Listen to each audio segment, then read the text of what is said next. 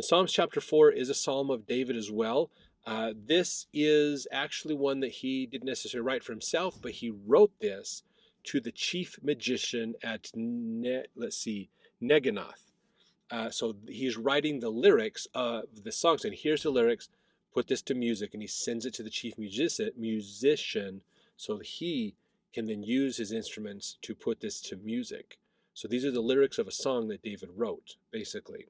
Let's jump in here. Verse 1. Hear me when I call, O God of my righteousness.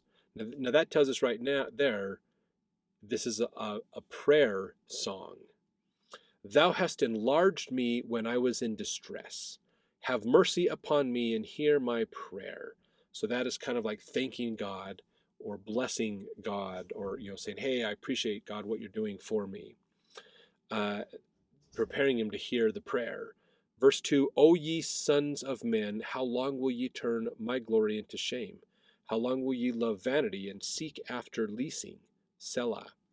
So kind of turning it around from God's perspective, talking to the children of men there. Verse 3, but know that the Lord has set apart him that is godly for himself. The Lord will hear when I call unto him. Stand in awe and sin not. Commune with your own heart upon your bed and be still. Selah.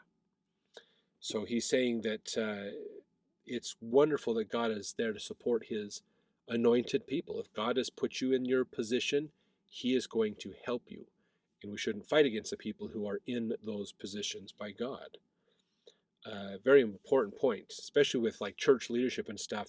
They've been put there by the spirit of revelation through others to say this is the right person at this right time to be here. So we got to be careful in saying things that could be negative or against those kinds of people.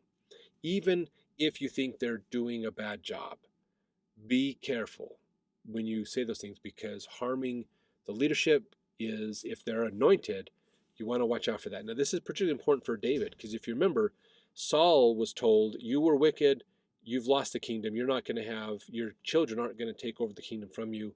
God has anointed David to take over the kingdom when you die. And so, even though that had happened, David did not take advantage of the situation and try to destroy Saul. He had moments where he could have killed Saul, but he didn't. He refrained from that. And because Saul was the Lord's anointed, he wouldn't fight directly against Saul and try to kill him. He defended himself from Saul, but he wouldn't attack Saul. And so there's a really important distinctions in there that we can learn from how David treated Saul. Even though Saul was not the best ruler, David treated him properly because he was the anointed of God. So that's really a good lesson for us. Let's see, verse 5, offer the sacrifices of righteousness and put your trust in the Lord. There may be many that say, who will show us any good? Lord, lift up the light of thy countenance upon us. Thou hast put gladness in my heart, more than in the time that their corn and their wine increased. I will both lay me down in peace and sleep, for thou, Lord, only makest me dwell in safety. So it's fascinating that even though they were prosperous, God helped him feel good inside.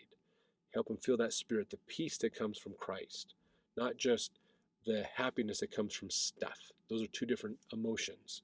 And it's important that we focus on Christ and his feelings and peace for us as well. It's great. So let's jump over to chapter 5 for another wonderful psalm.